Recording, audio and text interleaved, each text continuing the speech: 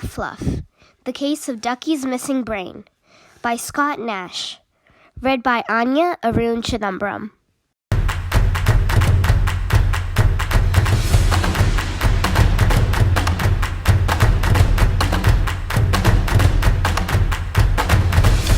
"3:29 a.m. Lost Attic, the city that always sleeps. My name is Flopsy's Flips Rabbit. No, but nobody with any sense calls me that. To them, I'm Tuff Fluff, private investigator. It all started when I was sitting in my office in the Ace moving box, working at the Times crossword puzzle. The watch on the wall said 3:29 a.m. It always said 3:29 something. I was looking for an 8-letter word for fake medicine that begins with a Q when I heard a soft thumping at my door. "It's open," I called.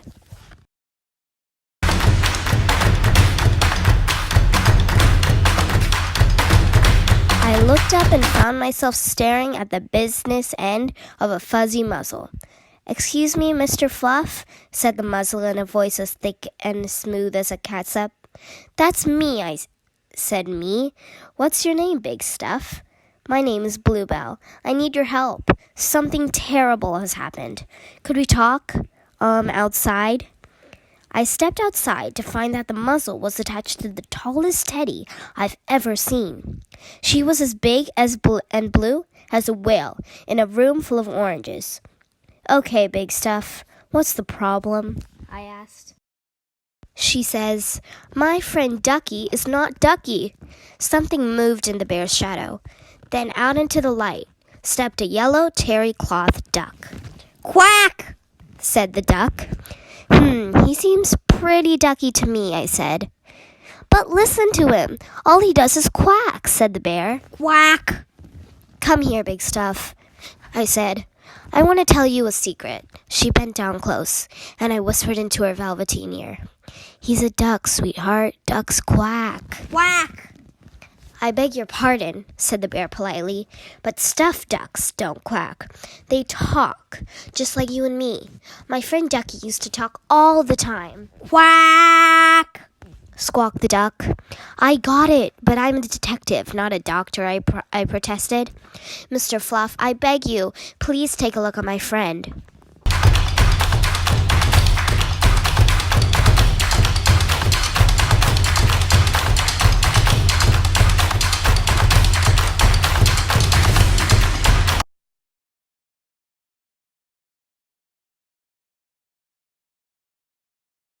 "Foul," I said.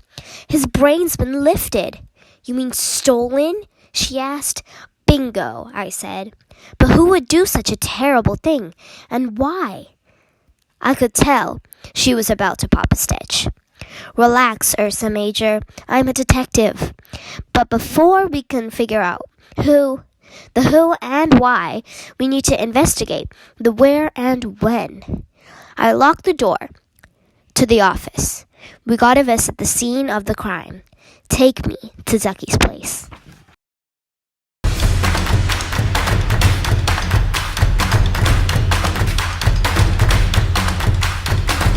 We walked past noisy wind-ups, plastic action figures, and construction sets to Ducky's apartment box. It was a nice place on a quiet, dead-end street, bordering Beantown, the fanciest neighborhood in Lost Attic. "I'm too big to go inside. I'll wait out here," said the bear. "Good idea. You stand guard and watch the apartment." The entryway to Ducky's building was so clean and well lit. So was the stairway. I counted 4 names on the door buzzer, including one, Justin Ducky. "What floor?" I asked, as we began climbing the stairs. "4," said the duck. When we reached the 2nd floor landing, there was a clock. Click, and the lights went out. I sat my feet and my fists, ready to knock the stuffing out of anything that attacked. The landing shook as something came barreling down from the 3rd floor and streaked past us, screaming, "Yike! Yike! Yike! Quack! Quack! Quack!" the duck hollered. I gave chase, but whoever it was already slipped out the door and disappeared down the street. Big Stuff seemed to have disappeared too, which was a good trick for a 3-story tall bear. Just then, I noticed something on the ground. I picked up the evidence with a handkerchief. "A bean," I murmured, and tucked it safely in my pocket. Then I ran back upstairs.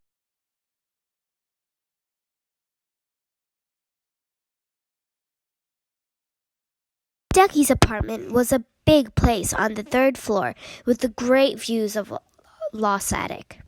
"Big Stuff," I said with surprise and relief when I saw the bear's blue face through the window. "Where have you been?" It turns out that the bear had been there the whole time, with her face squished halfway in through a window at the side of the building, waiting for Ducky and me to enter the apartment. So she's missed all the excitement. The apartment was full of books. For a fellow with no brains, you're pretty booky, Ducky. This seemed to snap Ducky out of his stupor. He pulled a book off the table, threw it on the floor, and began quacking angrily at it. Poor guy. I pricked the book up. It was a swashbuckler called The High Seas Adventures of Blue Jay the Pirate. The High Seas Adventures of Blue Jay the Pirate. "We're not going to find the answer in this case in a book," I said as I put the book back on the table. "Let's find the beanbag that rolled past us, and let's see if he spills." And with that, we ventured into the heart of Beantown.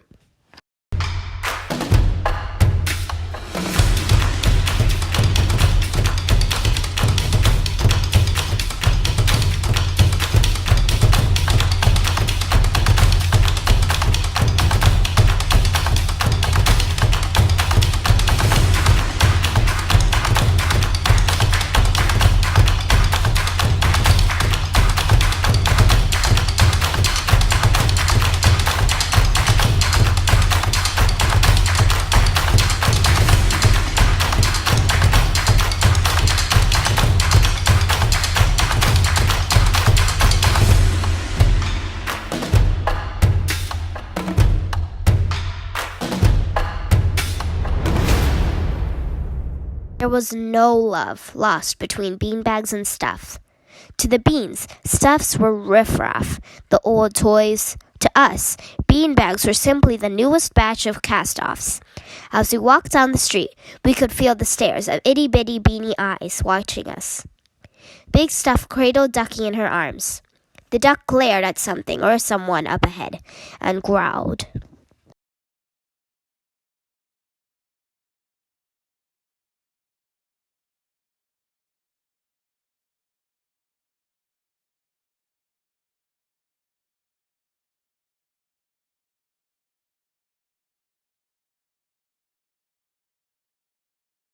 "Try not to attract attention," I whispered, but it seemed Ducky had his own ideas about the situation. I had just gotten the words out of my mouth when the duck leaps from Big Stuff's arms and starts madly chasing the caramel-colored bulldog. The dog barked a familiar "Yike! Yike! Yike!" and slipped around the corner out of sight.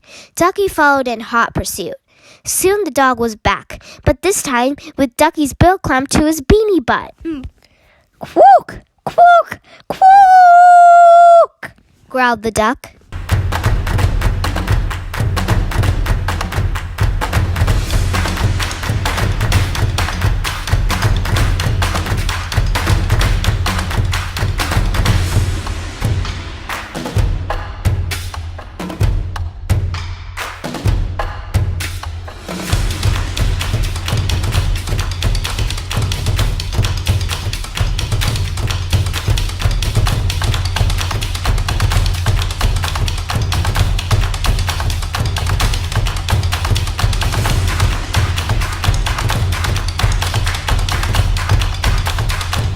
I pried Ducky off the bulldog's tail, sat him up against a street lamp, and looked him square in the eye. "Spill the beans, beanbag. Where's Ducky's brain?" "I don't know." the beandog whimpered. "I don't even know what a duck brain looks like." I had no idea what a duck brain looked like either, but it wasn't a pretty thought, so I changed the subject. "All right then, why were you sneaking around Ducky's apartment?"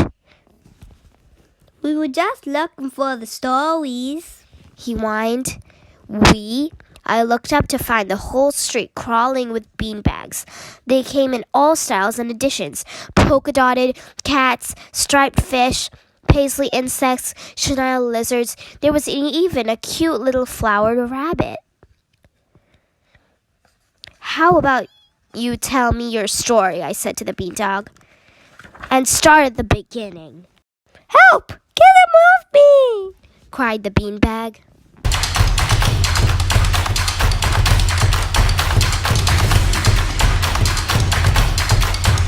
The bulldog, known as Butterbean, then told me that he and the rest of the beanbags used to listen in secret whenever Ducky was reading to Big Stuff. Every night, the big bear heel would show up at Ducky's place and stick our head in the top of the window. At first, we were just curious about the bear, but then we heard the stories.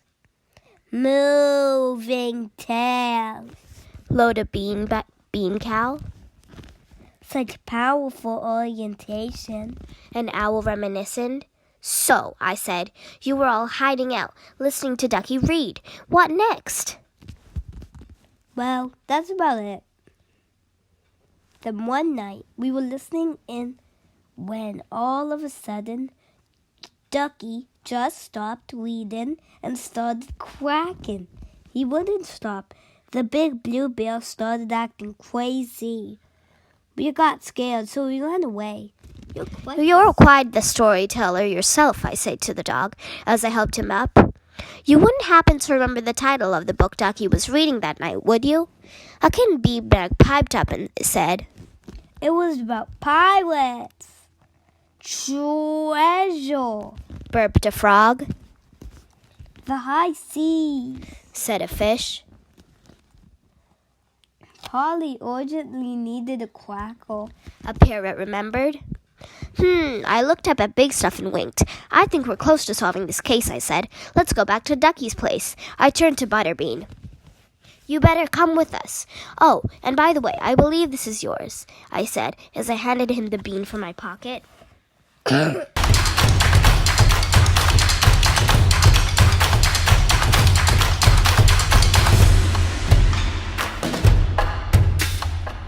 Back to Ducky's.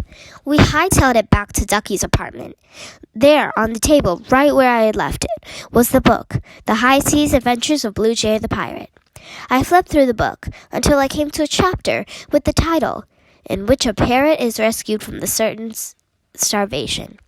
There, between the pages 44 and 45, was a tuft of flattened fluff.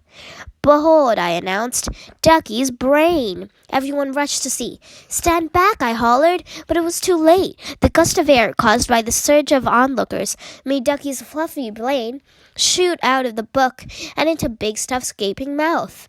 Big Stuff turned green and tried to cough it up. But soon we had faced facts. Ducky's brain was gone for good. Waft, squealed Ducky weakly, and he crumpled to the floor. I feel queasy. Big Stuff looked as if she was going to faint. It was okay, sweetheart. You'll be all right. Just have a seat and put your head down. I have to admit, I was stumped. I did not know what to do next. For a long minute, I stood there and watched Big Stuff forlornly picking the stuffing poking out of the holes in her threadbare fur. Stuffing! That's it, I shouted. Butterbean, stay here with Ducky. I'll be right back, I said, as I ran out the door. Down the street, I said, Big Stuff, I have a crazy idea that might help save Ducky, but I need your help. Oh, Tuff, I'll do anything for that little guy, she cried. Okay, I said, and I took in a deep breath. Maybe all Ducky needs is some of your extra stuff. Big Stuff smiled, stood up slowly, and gently pulled tufts of stuff from her body, wherever she could find it, until we had a big ball of fluff. Stand clear, I ordered, and I carried the precious stuff upstairs to apartment, where Ducky was still out cold.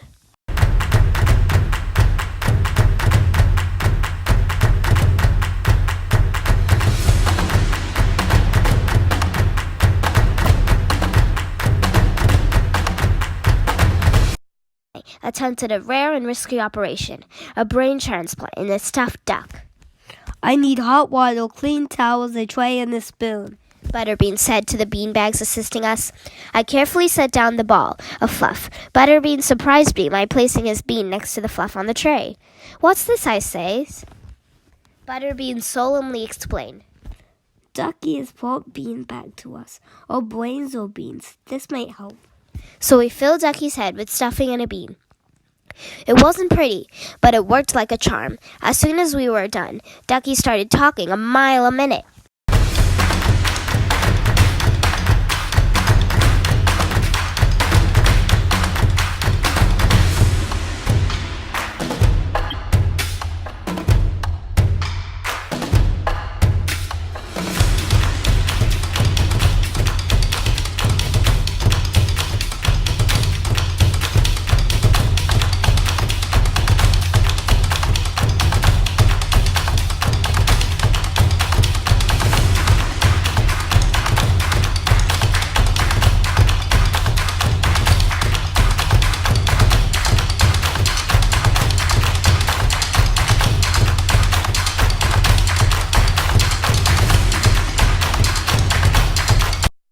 Good Sooks, allow me to convey my sincere thanks to you and your heroic sanitarians.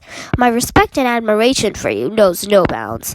In gratitude, please allow me to recite for you all an epic tale that I have just now remembered, Alice's Adventures in Wonderland by Lewis Carroll.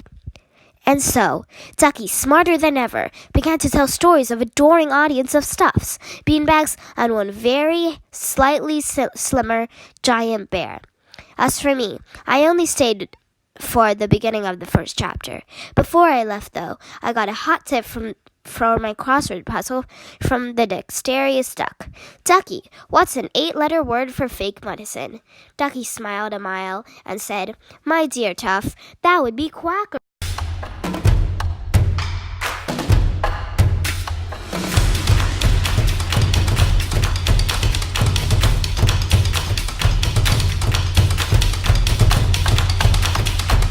Closed. I walked the empty street back to my office, sat down at the desk, and filled in the last word to complete the crossword puzzle. I leaned back in my chair and looked at the clock. 3:29, as usual. It was a quiet night in a new city where the beanbags and stuff sat side by side, listening to stories. Meanwhile, I'm in La La Land, dreaming up my own stories, starring Tuff Fluff, Rabbit Detective, and his 2 partners, Ducky and Bluebell, aka Smart Fluff and Big Fluff.